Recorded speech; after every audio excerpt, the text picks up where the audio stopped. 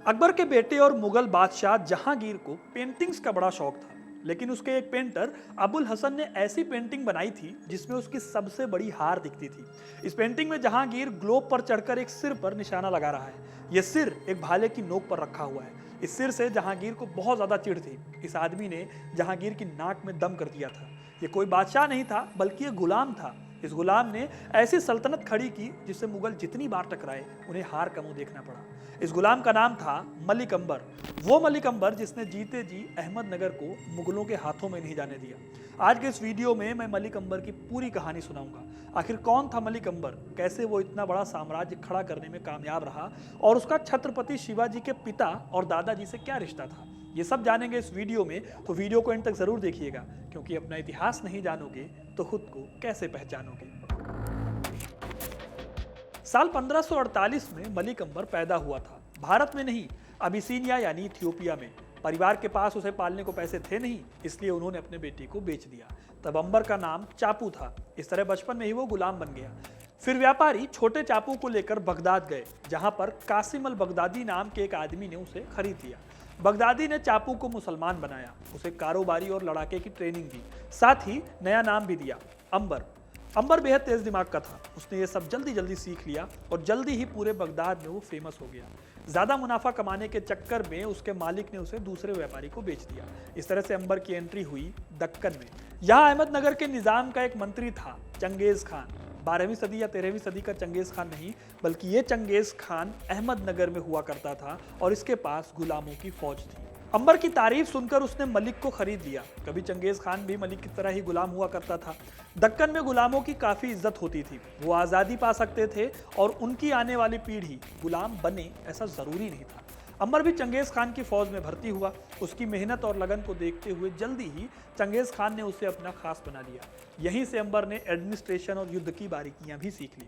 साल 1576 में जब उसके मालिक चंगेज खान की मौत हुई तो अंबर आज़ाद हो गया। आज़ादी पाने के बाद उसने बीजापुर में काम किया, जहां पर उसे उपाधि मिली मलिक। इस तरह से उसका नाम हो गया मलिक अंबर। जिस दौर में मलिक अंबर को उपाधि मिली थी, उस टाइम पर दक्कन के क्षेत्र में मुगल बादशाह अकबर अपना कब्जा करना चाहता था। यहाँ अहमदनगर, गोलकुंडा, बीजापुर और मुगल आपस में लड़ते रहते थे। अंबर ने भी इस लड़ाई में एंट्री ली और अपनी 200 गुलामों की छोटी लेकिन बेहद मजबूत टुकड़ी इकट्ठा कर ली। इथियोपिया के गुलाम लड़ाकों की बहुत इज्जत होती थी उस जमाने में। इस बारे में मोरक्को के यात्री इब्न बतूता ने लिखा था कि हबशी हिंद महासागर में यात्रा करने वाले जहाजों की सुरक्षा की गारंटी थे। इन गुलामों की ऐसी रसूख थी कि अगर कोई जहाज पर सवार भी होता था तो समुद्री डाकू जहाज से दूर रहते थे। इसी वजह से मलिक अंबर की इस टुकड़ी की भी काफी रिस्पेक्ट थी। मलिक अंबर मुगलों के खिलाफ हर सल्तनत को अपनी मदद पहुंचाता था, बदले में उसे पैसे मिलते थे। इसी बीच साल 1595 में मलिक अंबर की किस्मत बदल गई। इस साल अहमदनगर में अंदरूनी लड़ाइयों का फायदा उठाकर अकबर ने अहमदनगर पर चढ़ाई कर दी। मलिक अंबर ने इस मौके पर अहमदनगर की मदद की। अहमदनगर की महारानी चांद बीबी ने इस मदद से मुगलों को हरा दिया। फिर 2 साल बाद दोबारा चांद बीबी और मुगलों की लड़ाई हुई। इस लड़ाई में लेकिन मुगल जीत गए और 2 साल बाद साल 1599 में चांद बीबी के अपने ही लोगों ने उनकी हत्या कर दी। इस अंदरूनी कलह से मुगल फायदा लेने की सोच ही रहे थे कि उनके सिर पर एक और मुसीबत खड़ी हो गई। इस मुसीबत का नाम था मलिक अंबर। मलिक अंबर ने साल 1595 तक लगभग 7000 की सेना खड़ी कर ली थी और एक तरह से वो किंग मेकर बन गया। चांद बीबी के पोते को उसने अहमदनगर का नया सुल्तान बनाया और अपनी बेटी की शादी भी सुल्तान से कर दी और खुद वजीर बन गया। सुल्तान तो बस नाम का था, बाकी ताकत मलिक अंबर के पास थी। इन सब के बीच साल 1605 में अकबर की मौत हो गई और नए बादशाह बने जहांगीर। जहांगीर ने भी दक्कन को जीतने की कोशिश की, लेकिन तब तक मलिक अंबर ने अकबर की जीती हुई जगहें छीननी शुरू कर दी थी। मलिक अंबर को संगठन में शक्ति का मतलब बहुत अच्छे से पता था। उसे पता था कि मुगलों से जीतने के लिए सबको एक साथ आना होगा, इसलिए उसने दक्कन की सारी सल्तनतों के साथ समझौते किए। इसमें मराठे भी शामिल थे। फिर उसने मुगलों के खिलाफ लड़ाई लड़ने के लिए कमर कस ली। अंबर बेहतरीन मिलिट्री कमांडर था। उसके मुरीदों में खुद छत्रपति शिवाजी शामिल थे। उसने मुगलों के खिलाफ वो स्ट्रेटजी अपनाई जिसने आगे चलकर औरंगजेब तक को परेशान किया। छापामार लड़ाई की तकनीक अपनाई उसने छोटी छोटी घुड़सवार टुकड़ियां बनाई जो अचानक हमला करती और फिर गायब हो जाती। मलिक अंबर की इन लड़ाइयों में एक और शख्स उसका साथ दे रहे थे, जिनका नाम था मालोजी। ये कोई और नहीं बल्कि शिवाजी महाराज के दादाजी थे। मालोजी मलिक अंबर का दाहिना हाथ थे। अपनी लड़ाइयों से मलिक ने जहांगीर को परेशान करके रख दिया था। लेकिन फिर आया साल 1610। ये साल मलिक अंबर के लिए किसी उठापटक से कम नहीं था। सबसे पहले तो मलिक अंबर ने अहमदनगर के किले पर कब्जा कर लिया और उसके बाद मुगलों के ट्रेड सेंटर सूरत को तहस नहस कर दिया। कहा जाता है कि सूरत को लूटने के बाद ही जहांगीर ने वो पेंटिंग बनवाई थी जिसका जिक्र मैंने शुरू में किया। इस वक्त तक मलिक 50,000 की सेना का मालिक था। वो मुगलों के लिए बड़ा चैलेंज था।